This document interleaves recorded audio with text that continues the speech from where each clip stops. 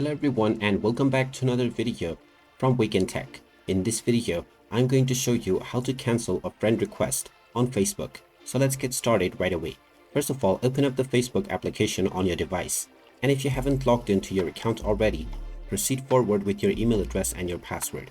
Once you are logged in and taken into the homepage, if you wish to cancel any request that you have received, then tap on the friends icon at the top section, which will show you all of the friend requests that you have received.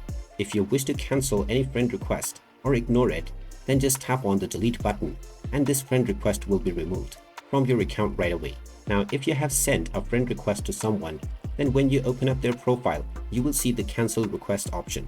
So in order to cancel your request, go ahead and tap on this button and now your friend request will be cancelled right away. And there you have it. That is how easy it is to cancel friend requests on your Facebook account. If you find this video helpful, make sure you hit that like button and subscribe to our channel if you haven't done so already.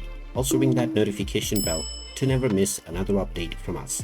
Thank you for watching and I will see you again in the next video.